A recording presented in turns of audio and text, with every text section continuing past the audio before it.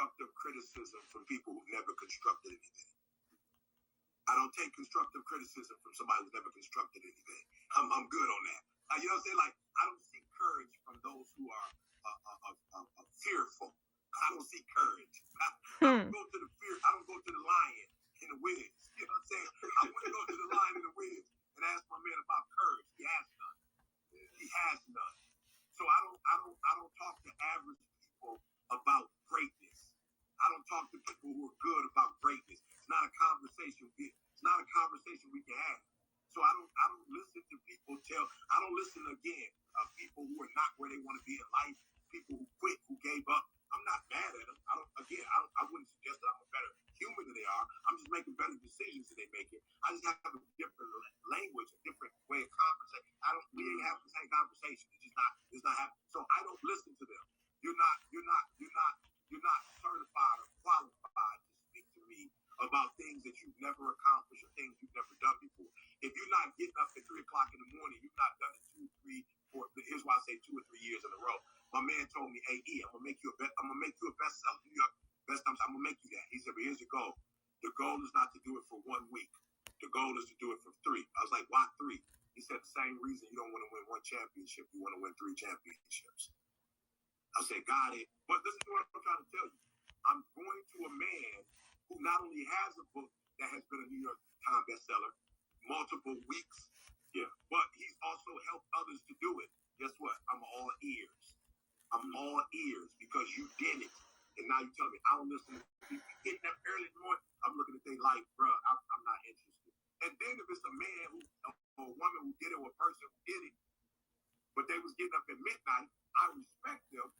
But that's not the method that I'm trying to take to go there. I want to talk to the people who showed me before I even knew that there was a 3 o'clock in the morning news. I want to go to those people who got up at 2, 3 o'clock in the morning.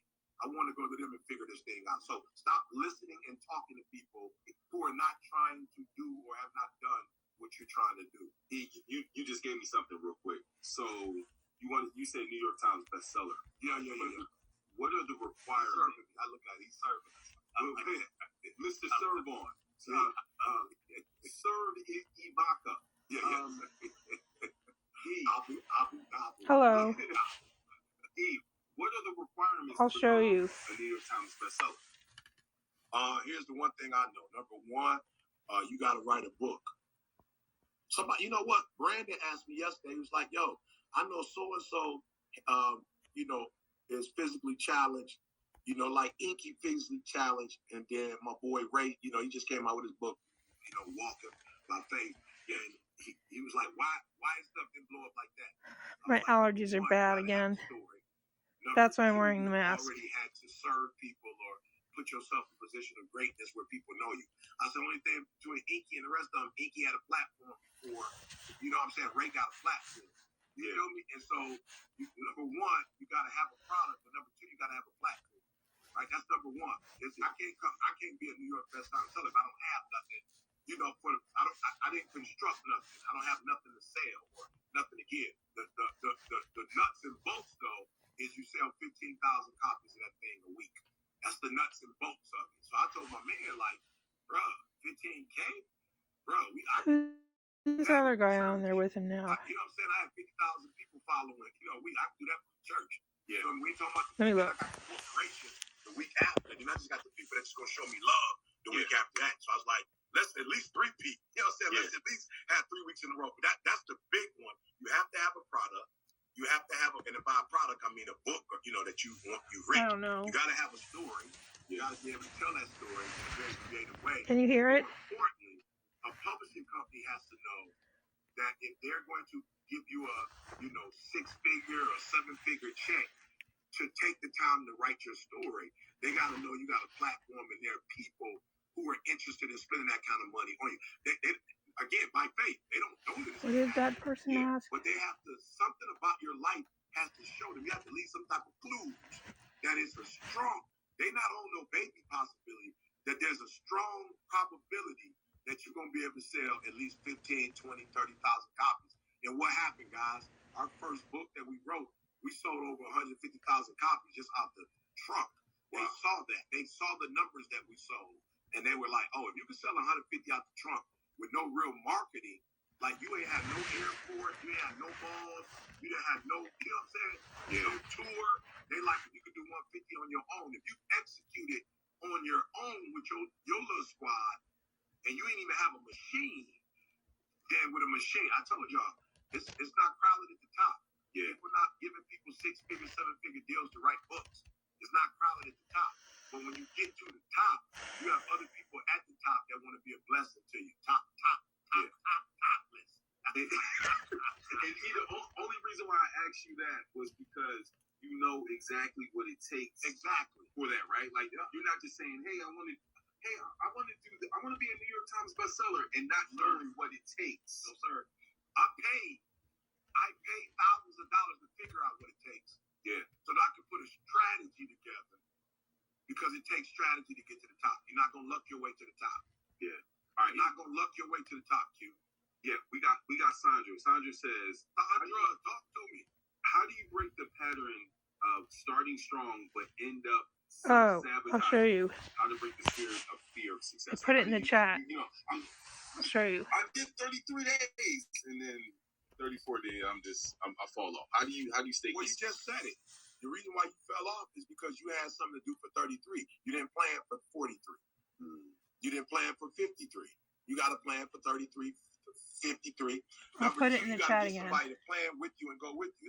Let me tell y'all something. It's so much easier doing it with Q and Nikki. It's just a part of me. Like, even today, bro, I woke up like about 1:45, got to the crib at 10. Went to bed about E.T. the hip hop preacher. Bro, I woke up at 1 something like it's almost. Then I woke up at 2:11, and I was like, don't play this game. Hip hop this game before, preacher on Instagram. You played this game before and you lost. Q is somewhere waiting on you. Nikki is somewhere waiting on you. The people are waiting on you. If you sleep bad, and this is Nikki's. Somebody else's cycle. Somebody on the street. If you don't get up, that's gonna bust their little bubble. Get your butt up. I'm telling you, Q and I had an idea. Quincy Harris. We talked through that idea, but to have him, I'll see if I spelled that right. I say, you with me? Yeah, I'm with you. Nikki don't even do the 3 o'clock. I'm just trying to tell y'all. Nikki don't do 3 o'clock in the morning. Here's what Nikki said. Let me see. If you are up on live and you never do live, then I'm up with you. And so it's so much easier to run long distance if you run it with somebody. Yeah, I like some rap. If you're doing it with somebody. And can I be honest with you? Q and I have had the discussion of what happens after 33 days. We've had that discussion. I told him this morning, I don't want to get up at 3 on January 2nd. You know what I'm saying? I'm not interested. Really? Get up at 3. I don't even go to bed till after 3. You know what I'm saying? Like, I'm not trying to do it, but I told Q, we can't waste this 3 a.m. momentum. Yeah. Something has to come from this 3. Okay, yeah. Talk to me, Q. What else you got? We look, I see it in there. I love y'all too from the bottom of my heart, for real. I love y'all too. I wouldn't be getting up this early if I did. Yes, King Nigel says, what is the best advice you've ever got in your life? And what advice would you give to young people trying to make it to the top? You owe you. You owe you. It's the best advice I ever got. Stop, hold yourself accountable. It's the best advice I ever got. Like, why you pissed at somebody else for not doing right by you, but you get to not do right by you? You know what I'm saying? How you pissed because they came late, but you up late? You owe you. That's the best advice I ever got. Hold Eric Thomas accountable. That's the best. Q, let's do this. I'm having trouble with my allergies. I need to set up my humidifier. I want to do one session on. And the glasses are migraine glasses. Sleeping with the enemy. I want to do one session on how you let you get away with murder and how you don't discipline you. I want to walk through that process of how I had to have a serious, I'm talking about a serious, grab your collar, sit your butt down, I'll beat you down. Like, remember your mom used to be like, I beat you like you stole something. You know, your mom would be like, I brought you in this world, I'll take you out. Bruh, I had to have that conversation with the old Eric Thomas. He's no longer alive. I wish I could interview him for you, but he's dead. But I whipped the stew out of him. I kicked his tail. I whipped his behind. Why? Because he was standing in my way of greatness. And so it's not as TJ would say, it's not your inner me that's stopping you. It's the inner me that's stopping you. Let's talk about that. One of these sessions. Hold it down. Yeah, the old man. Yep. You see, homegirl, she was up there too. Did you see her flick her hair? Like she was up there too. She was getting ready for that picture. She was getting ready for that selfie boy. Absolutely. I think Janae says, "What up, Janae?" She says, "How do you deal with your friends and family not being supportive? Like, how do you deal with that? Like, so again, don't do that. Don't do that. Don't do that. You have the ability to look at the situation and see the positivity in it. I need you to be optimistic. My wife is not trying to not support me or hate on me. She's actually supporting me when she says, you about to go to the top and jump? You about to go to the top? Do you have a parachute top? Like, do you know what you're doing? Listen to me. When you have people that love you enough that don't want to see you go to the top and jump off that joker, it's only love. My mom wasn't hating on me when I quit my job at Michigan State and said I'm going to do YouTube. My mom was like, does YouTube have 401k? My mom like, you doing Thank God It's Monday now? Do they have health insurance and life insurance? Can you get life insurance with Thank God It's Monday? My mom wasn't hating. My mom was actually saying, I love you so much, son, that I want you to do something stable. I want you to do something that's guaranteed. I want you to do something that we know that's going to be a blessing to you. That's love. We got to talk real quick because I'm gonna bring it up. I'm gonna bring it up every time we talk. We had a private talk the other day, and sometimes people around you aren't hating. Yeah. People around you, they're not hating. It just they're different. They're a different person than you, right? Again, every time we talk, we're going to talk about the DISC assessment. That DISC assessment kind of shows you who people are. If they go to coachingwithet.com, you can take the personality test. You can see who you are, right? Because there were certain things that I knew about myself that I'm like, well, why my wife don't see it? Why they don't see it? It's like, no, because they're just not you. They're not the same kind of person you are. Yeah. So they can go to coachingwithet.com. And I'm just saying. Yeah. Bruh. Apollo Creed. Rocky tried to tell my man. And like, don't go in there with Drago. You know what I'm saying? Like, don't go in there with my man. He gonna beat you.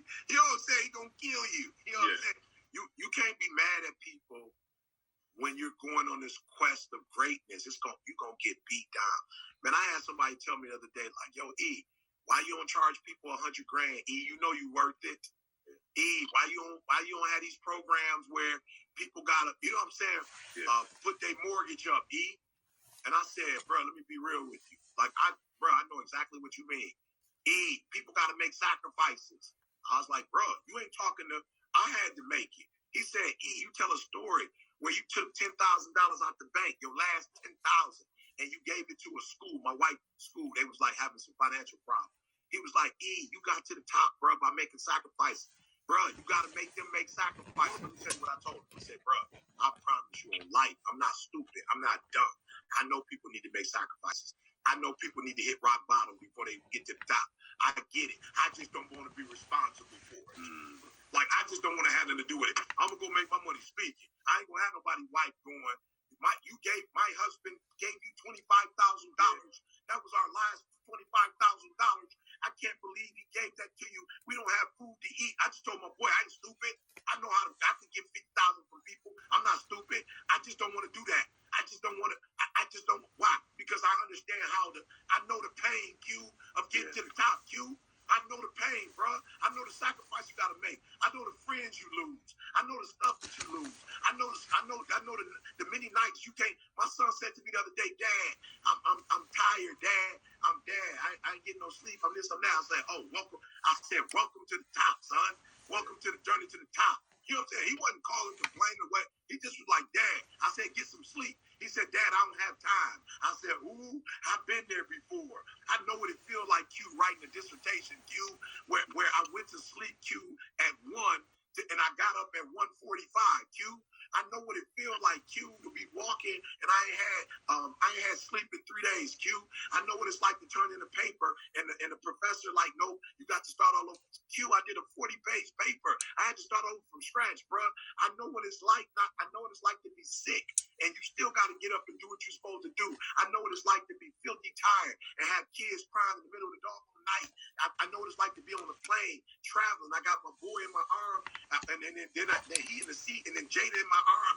I know what it's like changing diapers on the plane, going in. I know what it's like, bro, to try to get to the top. It hurt, bro. It's painful, bro. And guess what? I ain't trying to be the one to help nobody else go through that. You feel me? So I get why loved ones say to you, don't do it. Why? Because it hurt. It's painful. It feels like you ain't gonna never make it. It's one of the worst feelings in the world. So when you finally get to the top, you're like, whoa, and people want to know why you buying that, why you traveling there, why you doing that. Because you like, bro, it was so hard for so long. I couldn't breathe for so long that I finally got here and I want to celebrate. Well, however people celebrate. So don't say they hate on you because they don't want to see you go through the pain it's going to take to get to the top. They not hating on you. They just don't want to see their baby. I don't want to see my babies fall. I'm going to be real. I didn't want to see Jalen fall as a 2-year-old. I'm standing right there. And my man doing certain, I'm trying to grab my daughter learning I'm trying to go right there. And it's like, they ain't going to learn if they don't fall. You can't learn to walk if you don't fall. But some of us, we don't have the toughness to watch our loved ones go through that type of pain and anguish and watch them rise to the top. So anybody hating on you, they just don't want to see you go through all that hell. But you have to go through it because you have to show them that they too can make it to the top. And that hell is worth every bit of what you go through. Yeah. How did you decide on 3 a.m.? How did you decide that, ain't no room here. Like this is where, because I'm going to be real with you. Until 2013, I didn't know 3 a.m. even existed. 3 a.m. was like a bathroom break or coming in from the club. So how did you develop and say 3 a.m. and then you saw that it was working? Can I be transparent? Please. I started at 6. I started at 6. Okay. Started at 6 o'clock in the morning. I started at 6. But what's crazy, Q, and you know this, because you go to the gym early. You get to the gym, what, about 6:37? We do, it's about 7:30. Yeah. So watch this. At 6, you know that there are a couple people, by 6:30, 6:45, if you're striving toward greatness, it's some other people that's up at 6:30, 6:45, and they're going to reach out to you. Yeah. They're going to hit you. So I was doing the 6 boy, but I still wasn't getting the uninterrupted boy. So then I went to, listen to me, I'm being real. 6 o'clock in the morning, you go out in your neighborhood and walk, you're not alone, bro. Yeah. You're not by yourself at 6 o'clock in the morning, bro. If you're getting up and going out at 6, you're not alone, and then there are cars getting ready to go to work. 5 o'clock in the morning, bro. Now you start separating yourself a little bit, but here's the problem at 5. If you get up at 5 and you get into your mental and emotional zone, by 6, they interrupting you. So you only get an hour in there. So, bro, I started doing 5, and I'm transparent. I had no plans on doing 3. 5 I was doing 5 o'clock. Okay. And 1 year I was doing 5, and daylight saving times hit, and I got up at 4. I got up at 4, bro, and I was like, ooh, the 4 thing is unbelievable. That's 2 straight hours before my babies get up and turn them lights on and shower on, and they get ready for school. I had 2 hours of uninterrupted time. Yeah. 2 hours of uninterrupted time is totally different than 2 hours with people up, moving around, taking a shower, grabbing lunch, getting their clothes. And then one day I said to myself, hey, E, what if you don't have a time? What if you woke up and you let your body tell you what time it wants to wake up? And my body started saying 3 o'clock in the morning, naturally. And I was like, I got it. Then when I started working on my dissertation, my body body would get up some days at 1:45, 2:15, and I would be obedient to it. Somebody said, well, E, you go back to sleep. Bruh, let me tell you something. You'll hear people say all the time, you just stay to sleep if you, bruh. I don't have you. I'm a people person. I don't have the ability to be up at 7 o'clock in the morning and somebody call me or somebody need me and I don't. My wife a beast, bruh. She could be up at 7, 8. You ain't about to interrupt her. I'm not that guy. If you need help, I hear the cries of the saints. I can hear the sheep cry. I just hear it. And I got to give them my attention. I can't just say no. I'm up at 3 because I want to help folks. So I don't have the ability to cut people off. I don't have the ability to put my phone on silent. I just don't. I'm like, somebody out there need me. So I have to get up early because I don't have the ability to say no. All these years I couldn't say no. He come scoop me, I'm in jail. I had students from state that would go to jail. I got to get up and go get them. I just felt like I got some people like, that ain't my kid. They made terrible choices. I'm like, okay, somebody got to go help this baby. Yeah. And so I had to get up early because I cannot say no. I don't have to say no to nobody at 3. They ain't up. 1:45, they not up yet. And so that was my transition to 3 o'clock in the morning. And again, I'm not telling nobody to do 3. We use 3 as symbolic. What's your peak time? What's your time that there's no interruption? What's your time on task where you could be locked in, loaded, and do your work uninterrupted? You got to find out when that is and put yourself in a position where you can work 3 to 4 hours in isolation. I'm telling you, there's no way you're going to work 3-4 hours at your prime time in your prime gift and not get to the top. It's not possible. We have a question. Okay. How do you, I think it's TM, Young Bull. This is Young how Bull. do you handle the pressures of everybody expecting you to be successful? I love it. Yeah, how do you continue to find hope for your dreams when your dreams seem impossible? Well, first of all, your dreams never seem impossible. Your mindset seems the impossible.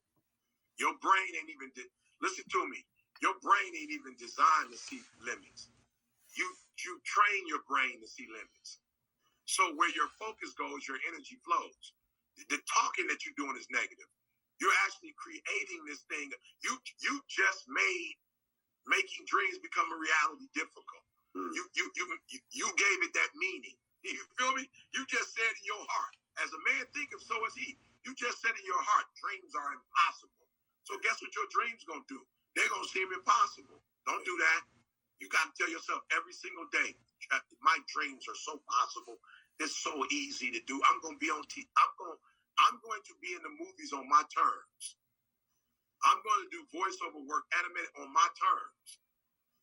On my terms. From my house. I ain't even going to have to necessarily go to nobody's studio and do it. I'm going to have a green screen and be acting from my house and just send that joke into the Hollywood and they're going to edit it and cut it or whatever. Why? Because that's what I said I'm going to do. That's how I said it's going to look. That's how I said it's going to be. And I'm not taking no for an answer. And I don't need your yes to come up against my yes. I create my reality. And so your problem is you're speaking something in existence that you shouldn't be speaking to exist. You should actually be saying it's easy. It's so easy. It's so easy. Yeah. It's so easy. It's so easy. You should be saying it's easy. My dreams are going to become a reality. You should put a date and a time on it. Huh? You should measure it. You should give it meaning. You should define it. But instead, you are self-sabotaging. You said about you that it's going to be hard. Stop doing that. Nothing is impossible. I flew to Houston, got a bag, came back to the crib, got up at 3 o'clock. Ain't nothing hard. People like, Aaron, it must be so difficult to fly 3 hours. I wasn't flying, dog, on it. I was in the back watching grownish. I was in the back listening to my, you know what I'm saying? Yeah. La Santa Biblia. You know what I'm saying? I wasn't on that. You know what I'm saying? Yeah. El Señor es mi pastor. Nada mi falta. You know what I'm saying? I was in there read my word. I wasn't on that. So yeah, it's easy. And why was it easy? Because I labeled it easy. Yeah. I labeled driving home at 8:30 at night. I made it easy. I made it easy. Man. I said it was easy. So guess what? It was easy. I was looking on Instagram before I came downstairs and we were talking. I'm like, man, this is tough. This is tough. And I saw a kid It's a guy I follow, Shot the Burner. You know, he's a rapper, but yeah, he dabbles into the. He's an entrepreneur. I'll put it like that. And he has cancer. He's fighting cancer right now. Wow. And he was talking to like an 8-year-old, and the 8-year-old he fought cancer. He hasn't had chemo in 4 years, and he was just happy to meet this young man because he's fighting cancer.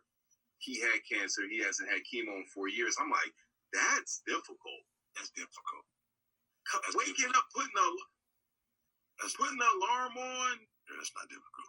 That's not hard. And we label things that are going to get us better in our lives as if it's difficult and hard. Like, do you really know what difficult and hard are? Yeah. And sometimes when you make the things, the hard work, or you make the dedication as it seems as if it's hard work, God will be like, I can give you some hard work. You remember your parents would say, I can give you something. I can give you something to cry about.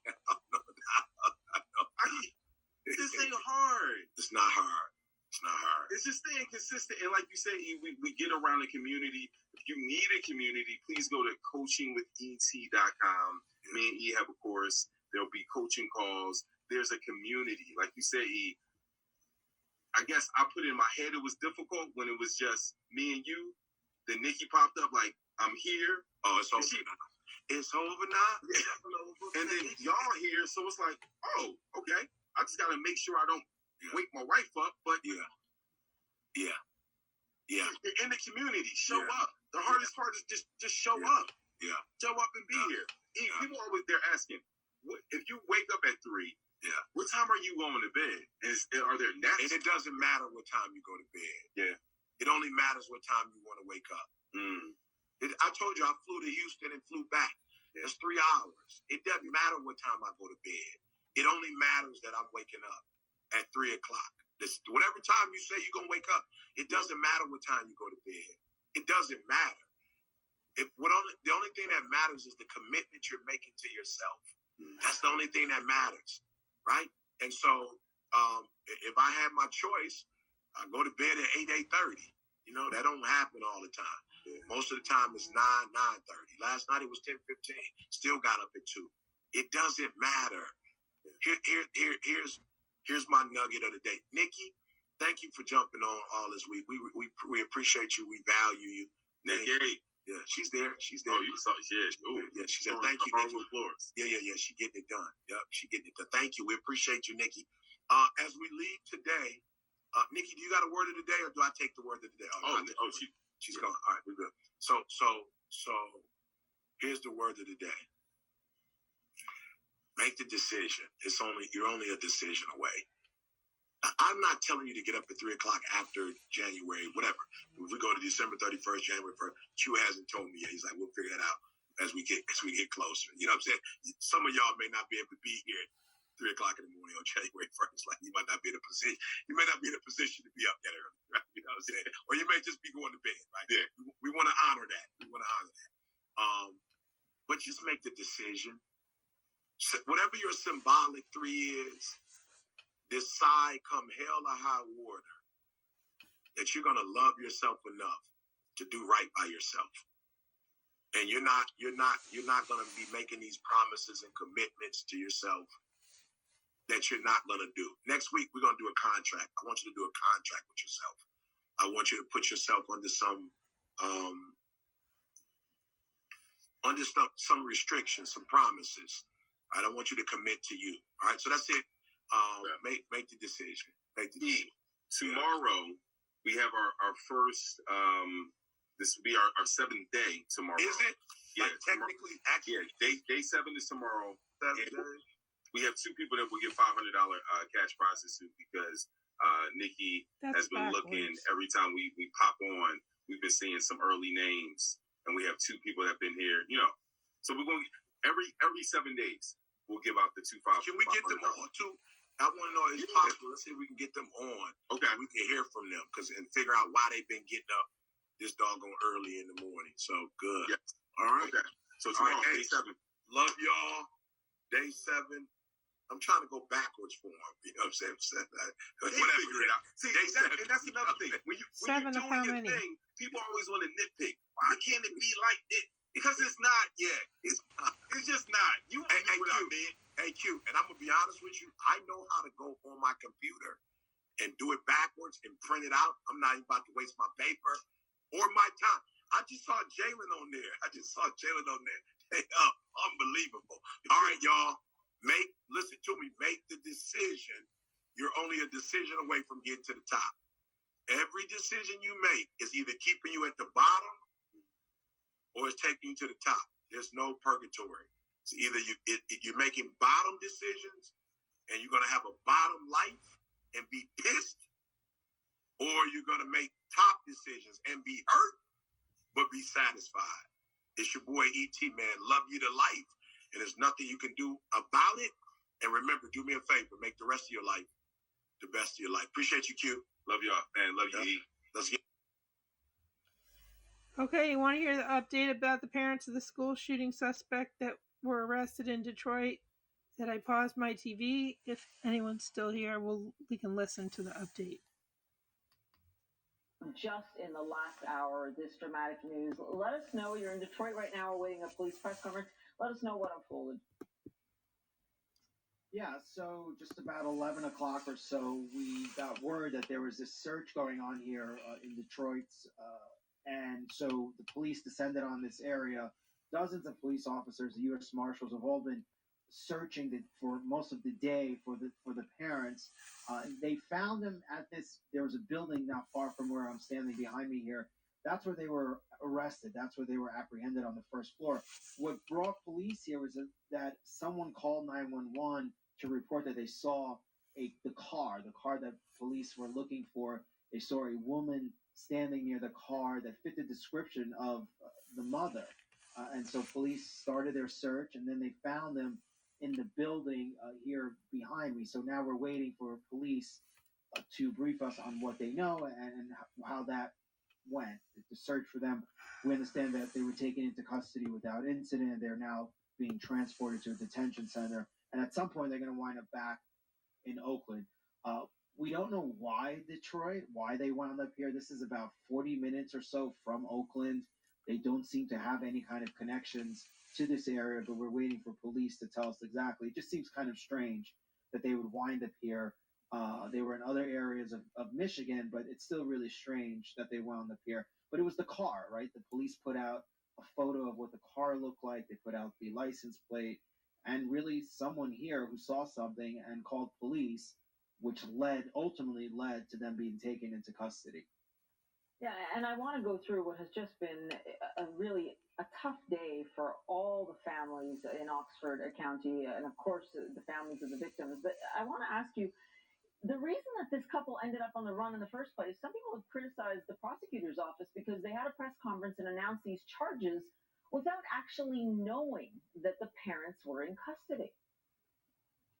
Right, without knowing that the parents were in custody and without knowing if really the police had any idea of where they were. That was the big thing.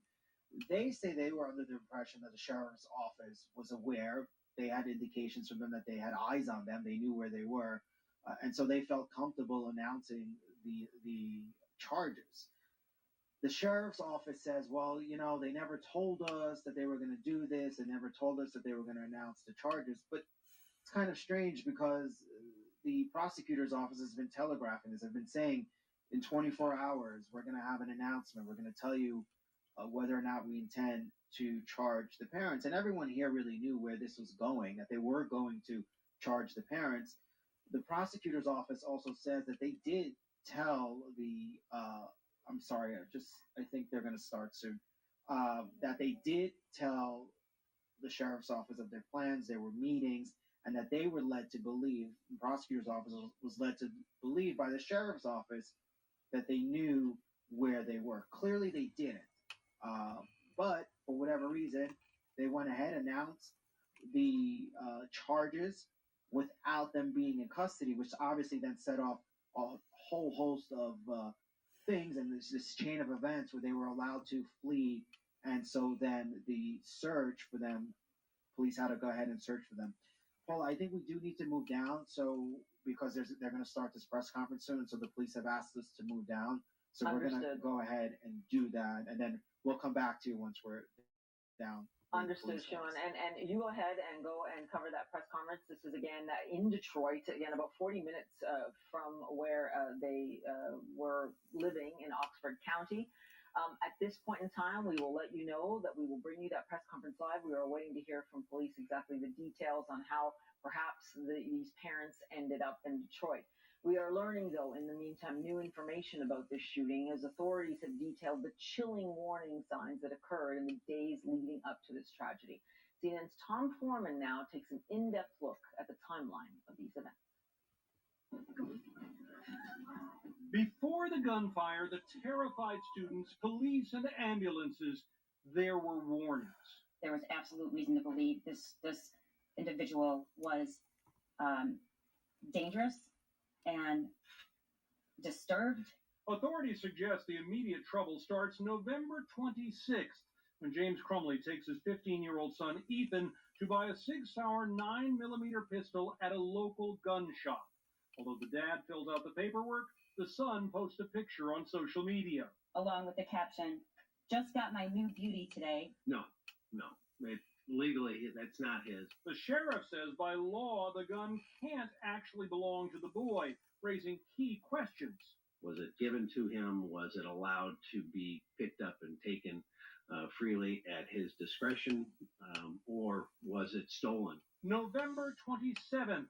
Prosecutors say the mother, Jennifer, posts Mom and Son Day testing out his new Christmas present. Hello. November 29th.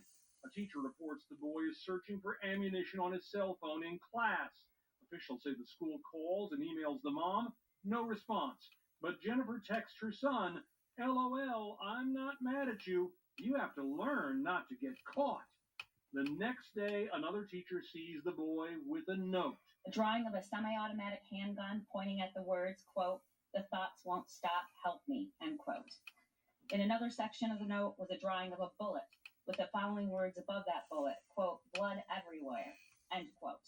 There is also, prosecutors say, a drawing of a bloody body. The words, "My life is useless. The world is dead."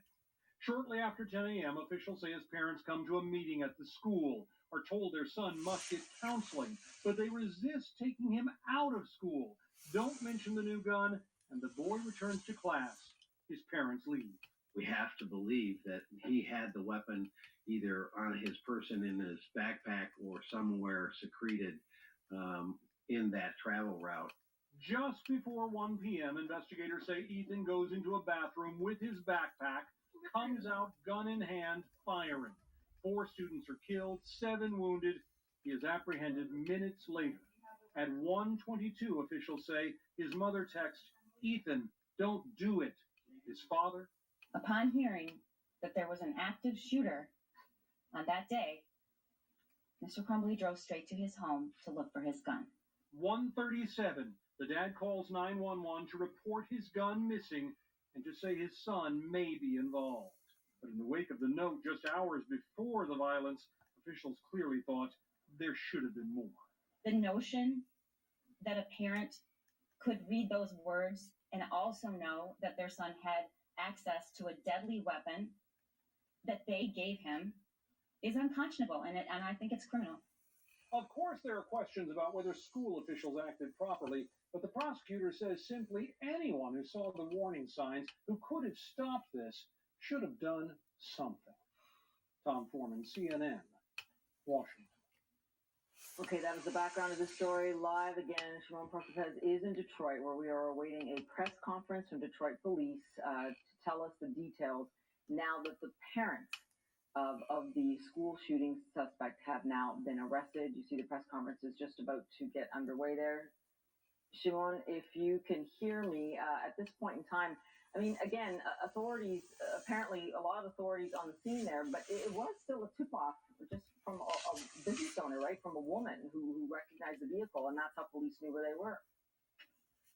Yeah, that is our understanding. That is how the police were able to locate the vehicle, because there was a tip, and then I think the press conference is about to start. So let me We will listen in here with Shimon because there's Detroit police there beginning to give us an update. Let's listen in. CNN ready? Yep, we're ready. Okay, we're live on CNN. All right. Good evening, everybody, and thank you for being here. Thank you for your patience. Before we get started, I just want to once again extend my condolences to the Oxford community, the school, the community. As a parent myself, certainly a parent's worst nightmare. I will provide you with limited information about what occurred this evening. But before I get into that, I want to thank the hardworking men and women of the Detroit Police Department who continue to provide this community with policing excellence. I could not be prouder of them than I am right now in the work that they did this evening. Also want to thank our community. It was a tip that led us to this location and allowed us to do our work. I can confirm for you this evening or this morning, that we have taken into custody James and Jennifer Crumbly. Again, we have in fact taken into custody without incident James and Jennifer Crumbly, the fugitives involved in the Oxford incident. So with that, I'll take any questions. What were they doing in this building? What's the connection? Yeah, what were they doing there? The connection, they appeared to be hiding in the building. But how did they know to come here? So the investigation is active. I'm going to respect the Oakland County Sheriff's Department investigation, so I'm going to provide just limited information. But it does appear. Were they armed? Chief, were they armed? Came in and what they said. Well, just some more information on that. Yeah, we got a tip that they were here, or that possibly the fugitives were at this location. The vehicle was spotted. Our officers responded in a matter of minutes. When they got here, they set up a perimeter, did surveillance. We notified and activated our Metro Division, our special response team. They came out and they were able to take the fugitives into custody. So how did they know they were in this building? Was there something that told them they were in this building, or? There was something that told them they were in the building. There was video that had one of the fugitives entering the building, and we were confident that they were in the building. Actually, when they entered the building, can you just describe where they were in the building and some of the interaction? It's a commercial building. They were sitting inside of one of the rooms in the building. And they were taken without incident. They didn't resist. They did not resist. They were taken into custody. They were not armed. Were both of them found in this building, or just one of them and another one was found? They were both taken into custody in this building. Did they say anything when they were taken into custody? They did. We're not going to get into that right now. I have to respect the fact that the Oakland County prosecutor has a lot of work to do on this case. Also have to respect the fact that this is Oakland. Were they armed? Chief? Were they armed? Were they armed? They were not armed. So, Chief, are they in DPD custody and then they're going to be transferred to Oakland County right next? They were turned over to the Oakland County Sheriff's Department right now, who were on the scene. Yes. Chief, you said what their state of mind appeared to be or seemed to be. Were they distressed? Were they rebel? What was their state like? Well, they certainly appeared to be distressed, as you can imagine. As I indicated, they were in a commercial building in a room. We were able to take them into custody without incident, but however, they were very distressed as they were walking out. Did they have any indication of how long they were hiding out this building? Any indication of how long they were here? They were here. Well, the officers arrived around 10 o'clock, 10:30. I don't know how long they were here prior to that. Chief, how much manpower went behind this search right here? I know the U.S. Marshals, the FBI was also. Okay, I'm gonna go. For them, was it just DPD that found them as part of this investigation, sir? So this portion of it, there were other agencies that we contacted, and as I indicated,